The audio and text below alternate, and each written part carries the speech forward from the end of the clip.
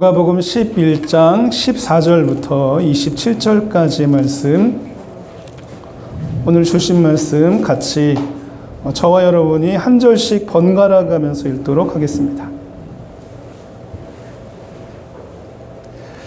누가복음 11장 14절부터 27절까지의 말씀, 제가 14절, 여러분이 15절 번갈아 가면서 읽고 마지막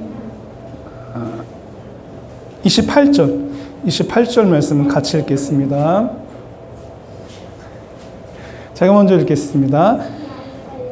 예수께서 한 말 못하게 하는 귀신을 쫓아내시니 귀신이 나가매 말 못하는 사람이 말하는지라 무리들이 놀랍게 여겼으나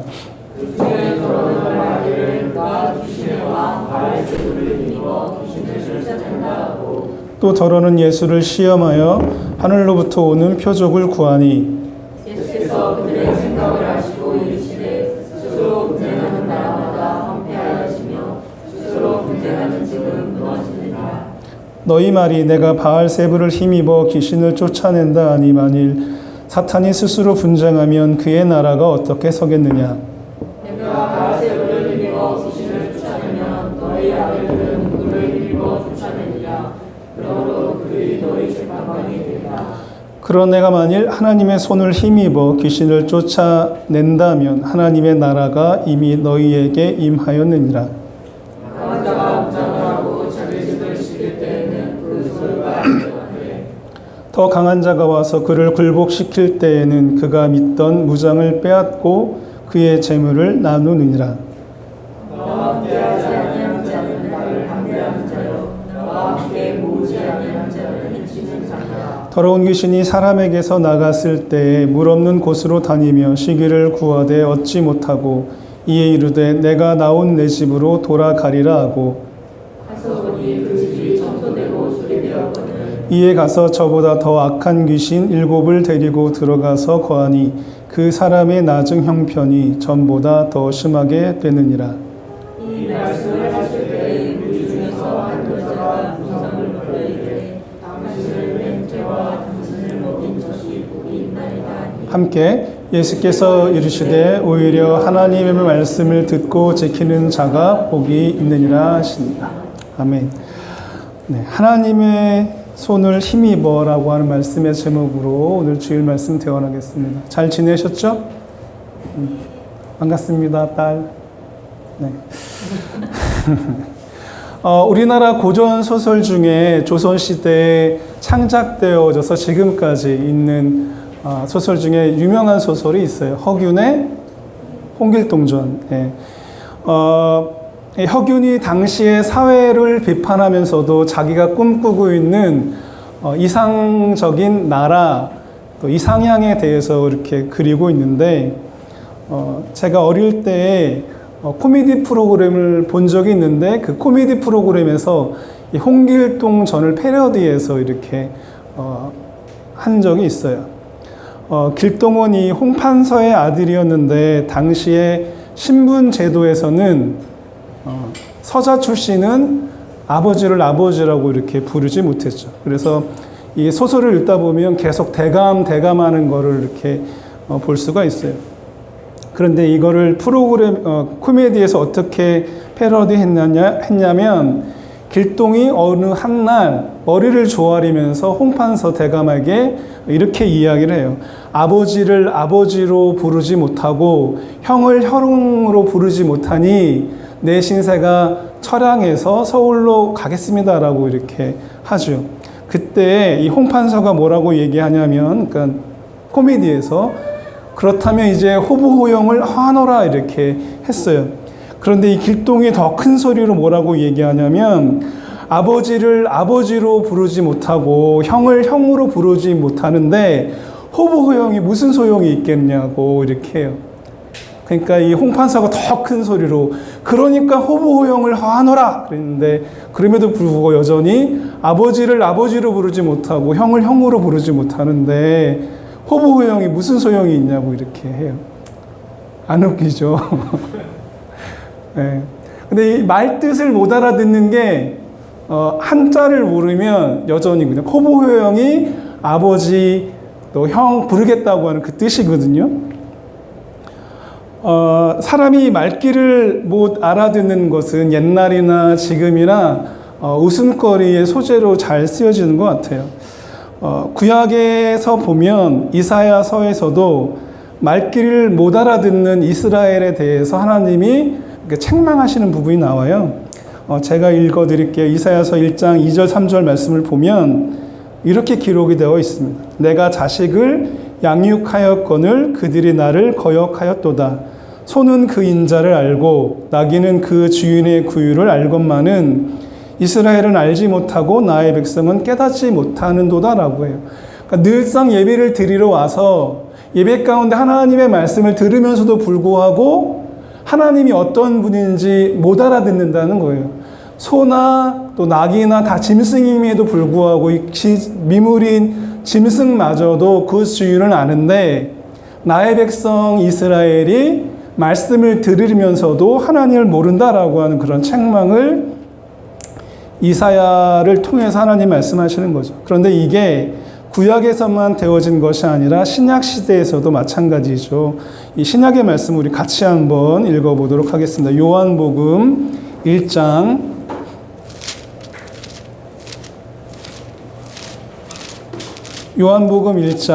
9절부터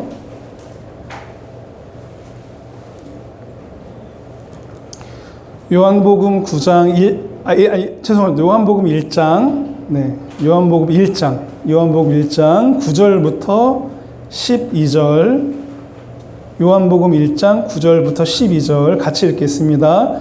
찬빛 곧 세상에 와서 각 사람에게 비추는 빛이 있었나니 그가 세상에 계셨으며 세상은 그로 말미암아 지은 바 되었을 때 세상이 그를 알지 못하였고 자기 땅에 오매 자기 백성이 영접하지 아니하였으나 영접하는 자 곧 그 이름을 믿는 자들에게는 하나님의 자녀가 되는 권세를 주셨으니. 아모스 이사야 시대 이후로 몇백 년이 흘렀지만 여전히 하나님의 백성이라고 자처하는 그들은 왕으로 오신 하나님, 육신을 입고 이 땅에 오신 예수님을 알아보지 못한다라고 하는 그런 말씀이기도 하죠. 오늘 우리가 이 땅에 오시는 예수님을 기다리는 절기인 이 대림절을 지낼 때에 많은 사람들이 예수를 기다리고 있음에도 불구하고 여전히 이 땅에 오신 예수님이 누구인지 모르는 사람들, 또 이 세상이 바로 우리가 살고 있는 시대예요. 요한복음에서도 말씀하고 있지만 예수의 이름을 믿는 자들에게는 하나님의 자녀가 되는 권세를 주셨다라고 이렇게 선언하고 있어요. 사도 요한의 이 말씀은 이 사복음서에서 이야기하고 있는 강조점이면서도 더 크게는 전체 신약, 구약에서도 말씀하고 있는 바이기도 해요. 그런데 오늘 우리가 함께 읽은 이 누가복음 11장의 말씀, 그리고 더 앞에서 가면 누가복음 11장 처음의 말씀도 이것을 오히려 더 강조하고 있는 것을 볼 수가 있어요. 우리 누가복음 11장으로 돌아가겠습니다. 누가복음 11장 1절의 말씀. 누가복음 11장 1절의 말씀 우리 한번 같이 읽어보도록 하겠습니다. 다 찾으셨죠? 누가복음 11장 1절의 말씀입니다. 예수께서 한 곳에서 기도하시고 마치심에 제자 중 하나가 여짜오되 주여 요한이 자기 제자들에게 기도를 가르치는 것과 같이 우리에게도 가르쳐 주옵소서. 예수님께서 한 곳에서 기도하고 계시는 모습이 나오고 그 모습을 보고 제자 중 하나가 예수님께 요청하죠. 세례자 요한이 자기의 제자들에게 기도를 가르치는 것처럼 우리에게도 가르쳐 달라고 이렇게 요청을 합니다. 예수 당시에 종교단체가 여러 개 있었는데 그 종교단체들은 자신들 나름의 기도문을 가지고 있었어요. 그러니까 이 기도문을 통해서 우리 공동체는 너희 공동체와 좀 다르다라고 이렇게 구별 짓는 하나의 표시이기도 했어요. 이 당시의 정권과 결탁한 사람들, 종교단체가 사두개인이라고 이렇게 이야기하는데, 그들도 있었고 또 유대 율법에 목숨을 걸고 살아가는 바리새인과 서기관들, 또 무혈혁명으로 정권을 잡으려고 하는 열혈당, 또 세례자 요한과 같이 광야에서 공동생활을 하면서 메시아를 기다리고 있던 SNF파나 쿰란 공동체, 이런 여러 종교 공동체들은 자기들 나름의 기도문을 통해서 이렇게 구별지었거든요. 그런 까닭의 제자 중 하나는 예수님을 우리가 따르고 있는데 우리도 이제 단체가 되었고 공동체가 되었으니까 저들과 다른 기도문이 있어야 되겠습니다. 우리는 과연 어떠한 존재들인지 어떠한 단체인지 우리 그렇게 한번 만들어 봅시다 라고 하면서 예수님에게 요청하고 있는 거죠. 그 질문에 예수님은 이렇게 말씀을 하셔요.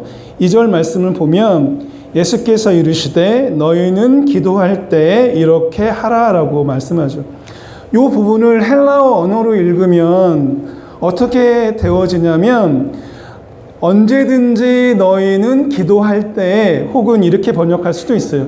기도할 때에는 항상 이렇게 되거든요. 근데 이게 우리나라 말에는 여기 빠져 있어요. 언제든지라고 하는 말, 항상이라고 하는 말이 빠져 있죠. 예수님이 기도를 가르치실 때 그 기도문의 첫 마디가 무엇이냐면, 얘들아 너희는 기도할 때 하늘에 계신 우리 아버지라고 하면서 기도해야 된다라고 이렇게 말씀하고 있는 거예요. 하나님을 부르라는 거죠. 그런데 놀라운 것은 이 가시라고 신이라고 부르지 말고 아버지라고 부르라고 이렇게 예수님이 가르쳐 주고 있다는 거예요. 이 부분을 다른 복음서에 보면 6장에서는 예수님이 기도를 가르치실 때 하늘에 계신 우리 아버지라고 보다 더 구체적으로 이야기하죠.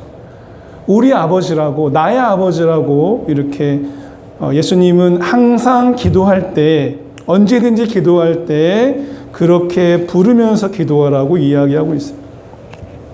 하나님이 너희의 아버지가 된다고 하시는 말씀이죠. 예수님께서 기도하는 방법, 그리고 그 내용에 대해서 가르치시면서 이렇게 선언하신 이 말씀이 유대인들의 입장에서 보면은 천지가 개벽할 노릇이고, 그리고 큰 혁명이 일어난 것보다 더 큰 일이라는 것을 우리가 이해할 수 있어야 돼요. 성경이 기록되기 시작한 시대부터 유대인들은, 이스라엘 사람들은 이 하나님의 이름에 대해서 말하고 쓰는 것을 되게 어려워했어요. 왜냐하면 하나님은 너무나 거룩하신 분이기 때문에 우리 같은 죄인들이 감히 가까이 갈 수 없는, 우리와 질적인 차이가 있는 분이기 때문에 그의 이름을 말하고 쓰는 것, 이것 참 되게 조심스럽게 여겼던 사람들이었어요. 이 거룩하신 하나님의 모습을 마주 대하기만 해도 사람들은 그 자리에서 즉사한다고 아주 오래전부터 이렇게 여겨왔거든요. 그래서 이사야 선지자가 기록한 이 6장의 말씀을 보면 이사야 선지자는 이렇게 얘기해요. 만군의 여호와를 본 까닭에 나는 이제 망했다라고 이렇게 이야기하고 있거든요. 그러면서 그냥 그 자리에서 울부짖어요. 내가 거룩한 하나님을 봤다라고 이렇게 말하고 있죠. 그래서 유대인들은 하나님의 이름을 부르고 또 쓰지 못하고 여호와, 야훼라고 우리가 보통 이야기하는데 이게 아무런 뜻이 없어요. 그냥 하나님을 지칭하는 고유 명사에 불과해요. 그래서 이런 야훼라고 하는 말, 여호와라고 하는 말을 기호처럼 사용을 했어요.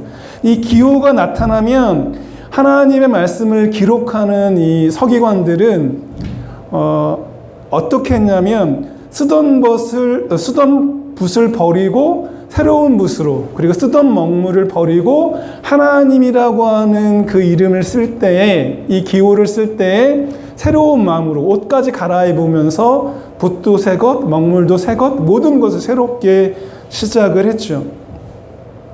이런 배경에서 예수님이 가르쳐 주신 기도문은 놀라울 수밖에 없죠. 예수님은 하나님을 이제 신으로 여기지 말고 너희를 기르시는 하나님, 너희를 낳아주신 하나님, 하나님의 권세를 주는 하나님의 자녀로 여겨라라고 하는 그런 말씀이죠. 그리고 이 기도문을 우리에게 가르쳐 주시면서 우리가 기도할 때에는 항상, 기도할 때에는 언제든지 아버지라고 부르면서 시작하라고 예수님이 가르쳐 주시는 거예요. 하나님을 아버지라고 부르면서 모든 것을 새롭게 시작할 수 있다는 거예요. 우리가 왜 기도해야 되냐면 우리의 처지가 힘들고 우리의 현실이 낭망스럽고 우리 앞이 어두컴컴할 때 예수님은 기도하라는 거예요. 근데 기도할 때 다른 신을 부르는 것처럼 하지 말고 너희의 삶을 책임져주는 아버지라고 부르면서 기도를 시작하라고 예수님이 이렇게 말씀하고 있어요.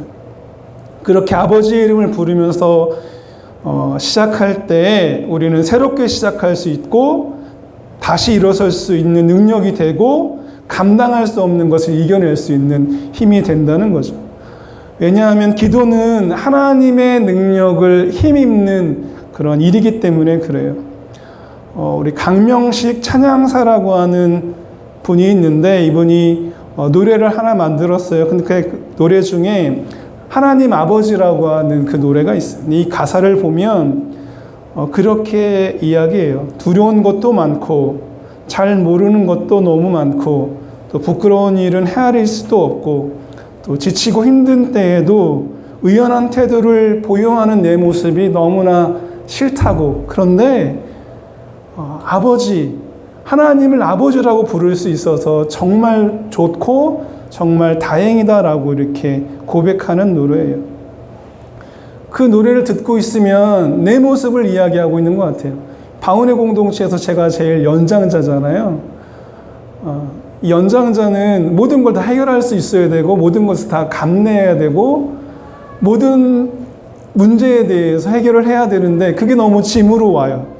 우리 집에서는 가정에서는 아버지라고 부르는 두 아들과 딸이 있고 또 사업을 해야 되는 그러한 자영업자이다 보니까 매일매일의 삶이 짐으로 다가올 수밖에 없거든요. 그런데 아침마다 여기에 내려와서 기도할 때 첫 마디 아버지라고 하는 그 말로 시작하는 기도는 이 모든 것을 이겨낼 수 있는 새로운 힘이 되거든요. 그런데 하나님을 아버지라고 부르는 종교는 기독교가 유일하다는 거예요.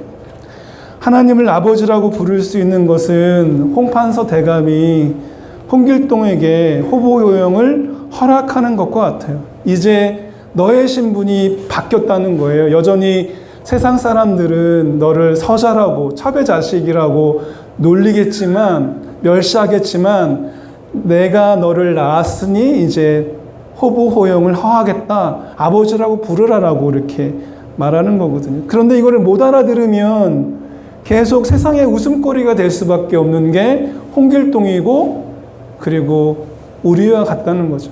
하나님을 아버지라고 부를 수 있음에도 불구하고 여전히 우리가 어두움 가운데 있고 슬픔 가운데 있고 이것저것 해결하지 못해서 낭망한다면 말귀를 못 알아듣는 세상이 우리를 향해서 비웃는 멸시하는 그러한 존재가 된다는 거죠. 이 누가복음 11장에 나와 있는 이 기도문을 중심으로 해서 그래서 누가복음 전체는 새로운 장면이 이어지고 또 새로운 하프타임이 진행되는 거라고 저는 믿고 있어요. 이 누가복음 11장에 나와 있는 주기도문은 마치 마태복음 16장 16절 말씀과 같은 위대함이 있는 거예요. 이 마태복음 16장 16절은 우리가 익히 아는 바처럼 믿음의 고백이 되어 있는데 우리 이 말씀도 보도록 하겠습니다. 마태복음 16장 16절의 말씀입니다.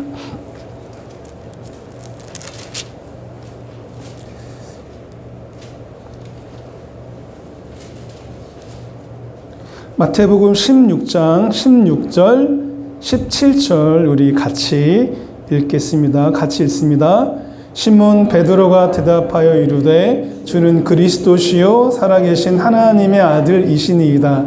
예수께서 대답하여 이르시되 바요나 시몬아 내가 복이 있도다. 이를 내게 알게 한 이는 혈육이 아니요 하늘에 계신 내 아버지시니라.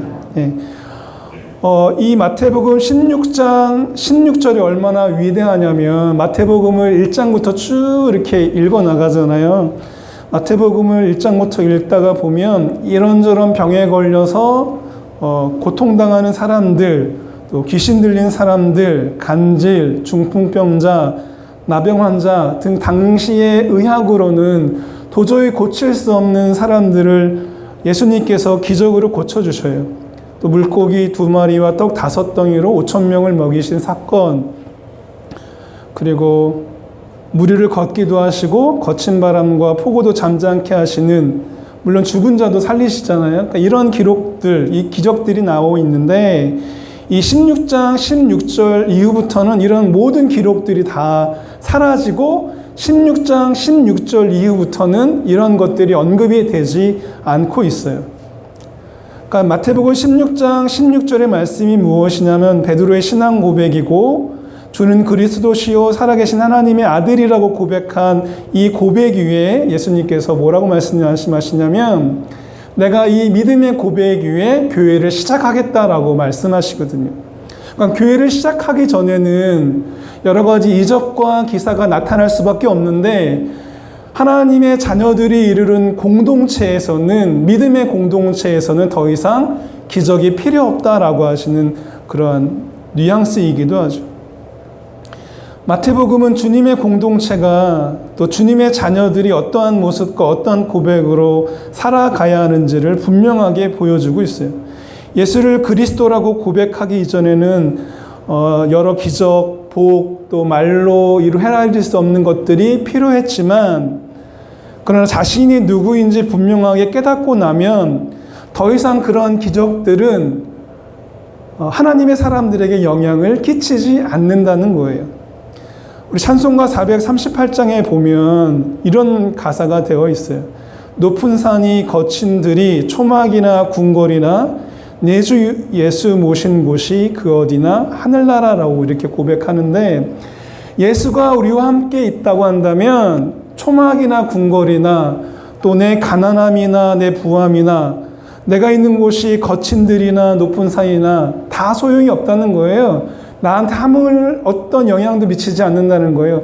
예수 한 분만 계시면. 그런데 지금 이 시절이 예수님을 기다리는 시절이고 예수님이 이 땅에 오실 때 임마누엘 하겠다고, 내가 너희와 동행하고 너희와 함께 하겠다라고 하신 것이라는 거죠. 제가 원주에서 부교육자로 있을 때 제가 섬기던 교회가 어떤 것으로 유명했냐면 아들을 잘 낳는 교회로 이렇게 소문이 났어요. 그래서 전도할 때 담임 목사님이 우리 교회에 애 낳지 못하는 여인이 있으면 데리고 오라고, 기도하면 아들 낳을 거라고, 자녀를 낳을 거라고 이렇게 이야기하셨거든요. 그러면 전도를 하게 되면 그런 사람들이 실제로 와요. 하루는 어떤 여인이 왔는데, 그러니까 집사님 한 분이 전도를 했죠. 10년 전에 결혼을 했는데 아이가 없다는 거예요.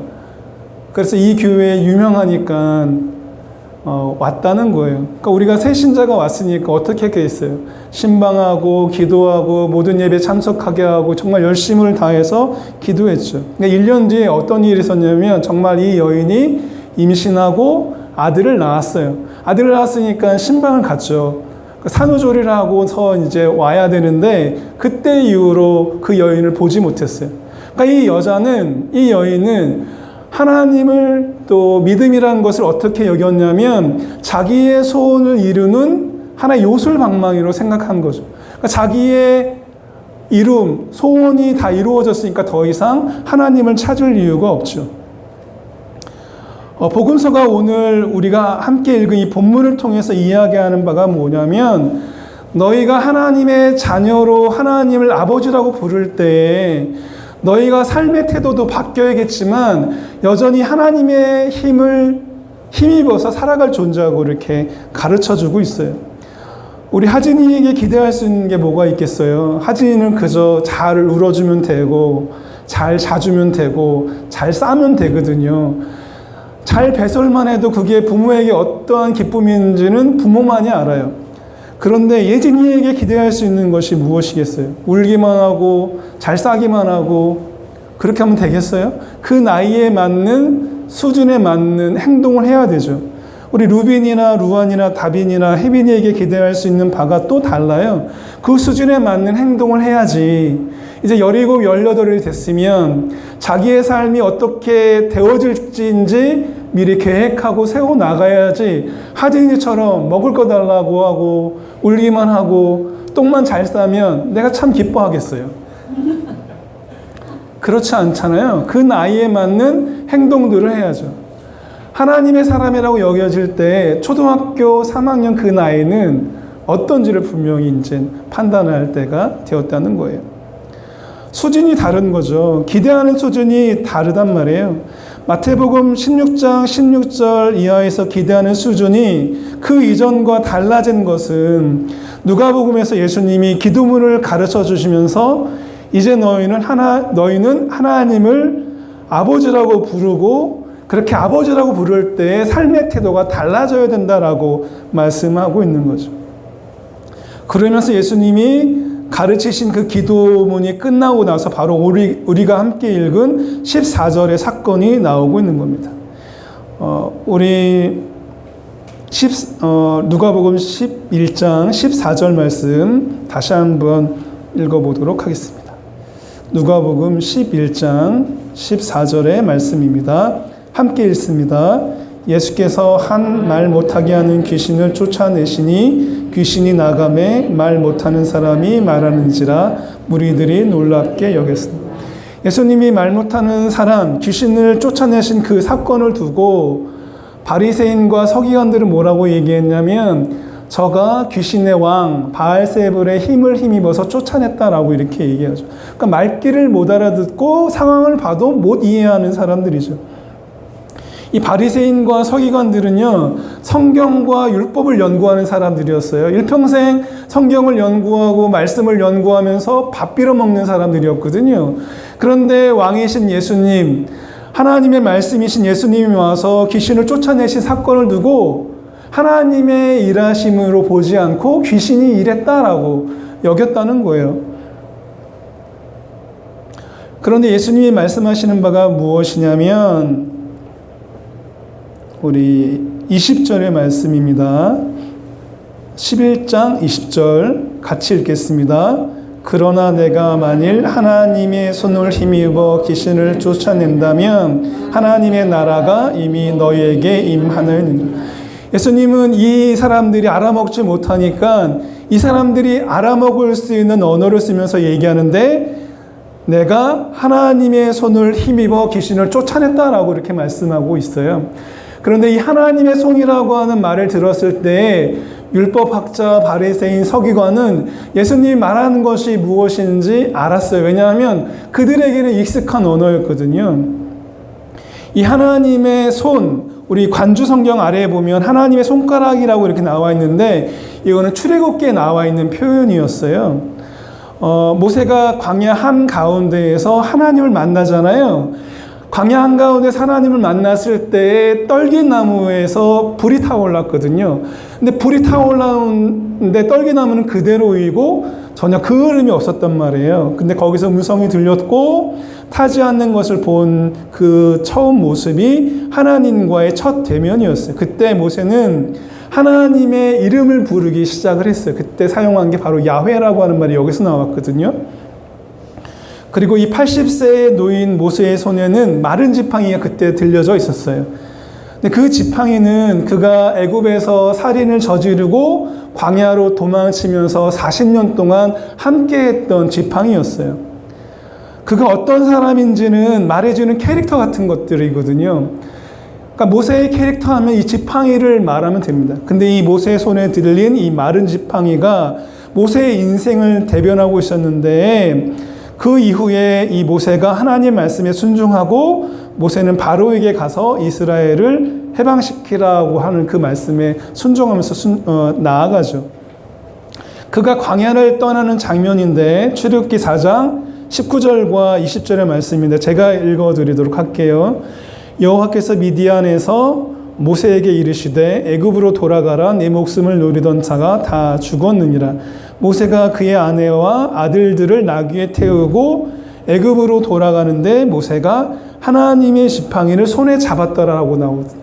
그 이전까지는 모세의 마른 지팡이였는데 그 지팡이가 지금 말씀에 순종하여 바로에게 나아가는 모세에게는 하나님의 지팡이라고 이렇게 말씀하고 있어요.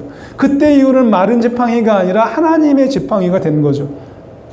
그 지팡이를 손에 쥐고 바위를 내리쳤을 때에는 반석이 갈라져서 광야에 물이 흐르고, 홍해를 가리켰을 때에는 바다가 갈라지고, 또 불뱀에 물려서 죽어가는 사람들이 보도록 높이 쳐 올렸을 때에는 사람들이 살아나는 그런 지팡이가 되었다는 거예요. 여전히 모세가 쥐고 있었던 마른 지팡이였지만 하나님의 손에 붙들렸을 때는 그게 하나님의 지팡이가 되었다는 거예요. 누구에 의해서 인생이 붙들리는가? 어떤 분에 의해서 우리의 삶과 기업과 자녀가 붙들려 있는가가 바로 여기에서 달라진다는 거예요. 예수님께서 귀신에게 사로잡혀서 말 못하는 사람을 치유해 주신 것은 그가 더 이상 귀신의 손에 잡히지 말고 하나님의 손에 잡혀서 모세와 같이 살아가라고 하는 그런 선언이었거든요. 하나님을 아버지라고 부르는 사람들이 어떻게 살아가야 되는지를 예수님이 주기도문을 가르치시고 말 못하는 사람을 치유함으로써 그렇게 살아가라고 이야기하는 거예요.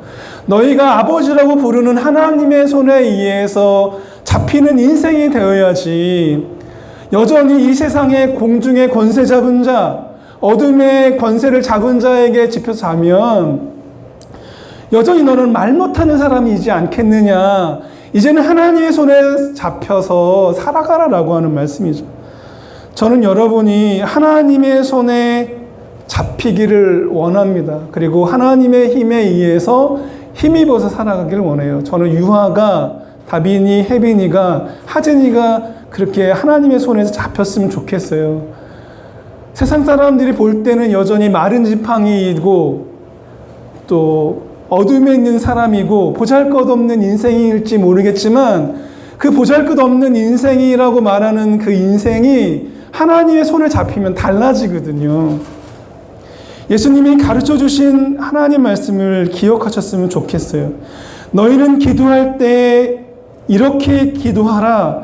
너희는 항상 언제든지 어디에서든지 기도할 때 이렇게 기도하라. 하늘에 계신 우리 아버지라고 하면서 기도하라는 거예요. 나에게 이런 문제가 있어요. 나에게 이런 어려움이 있어요. 나의 문제가 흘리지 않아요. 하늘에 계신 우리 아버지라고 기도하면 너의 인생이 내가 붙들어 주겠다. 너의 인생을 내가 함께 하겠다는 거거든요. 기적이 일어나지 않더라도, 치유가 일어나지 않더라도, 네가 서 있는 곳이 여전히 광야이더라도, 너가 사는 것이 초막이더라도 내가 함께 하겠다. 이렇게 말씀하시는 거거든요. 하나님은 여전히 우리의 아버지셔요. 우리를 온전케 하시는 분이고, 우리를 자녀로 삼아주시는 분이고, 동행해 주시는 분이거든요. 그러니까 우리의 상황을 볼 이유가 없죠. 살펴볼 필요가 없어요. 문제를 계속 볼 것이 아니라 하나님을 바라봐야 되는 게 바로 우리의 일이라는 거예요. 대린절이라고 이야기합니다. 이 교회력이 시작이 돼요. 왜 교회 1년을 시작하면서 예수를 기다리라고 2000년 동안 교회가 말하고 있느냐면 다시 시작하라는 거예요. 너희가 주목했던 것, 너희가 생각했던 것 뒤로 하고 그건 이전 것이 되었으니까 보라 새 것이 되었으니 라고 말할 때 하나님의 이름을 부르면서 예수를 기다리라는 거예요. 저는 여러분이 여전히 하나님을 아버지라고 부르면서 이 땅에 오시는 예수님을 기다렸으면 좋겠습니다. 그리고 하나님의 손에 붙들려서 전혀 다른 새로운 인생이 되었으면 좋겠어요. 그럴 때 예수님이 뭐라고 말씀하십니까? 내가 만일 하나님의 손을 힘입어 귀신을 쫓아낸다면 하나님의 나라가 이미 너에게 임했다라고 말씀하고 있어요. 바로 이 은혜가 여러분에게 임하기를 주님의 이름으로 축복합니다. 기도하겠습니다. 살아계신 하나님, 여전히 우리가 살고 있는 세상은 공중의 권세 잡은 자, 어둠의 영, 또 악한 그런 자들과의 대결임을 믿습니다. 그들에게 휘말리지 않고 그들의 손에 휩싸이지 않고 우리가 아바 아버지라고 부르면서 하나님의 손에 붙들린 자들이 되어지길 원하오니 주님 우리를 붙들어 주시고 우리와 함께 하시고 우리와 동행하여 주시옵소서. 예수님을 기다리는 이 절기에 우리가 다른 것을 기다리는 것이 아니라 임마누엘의 약속으로 우리에게 오시겠다고 하시는 그 예수님을 기다리면서 살아가는 우리 하진이부터 저에 이르는 우리 바운의 공동체 될 수 있도록 함께 하시고 복을 허락하여 주시옵소서. 예수님의 이름으로 기도합니다. 아멘. 우리 찬양 부르면서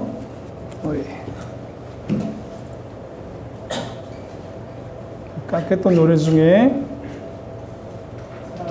사랑은 나의 아버지 우리 부르면서 주님 예물을 드리도록 하겠습니다.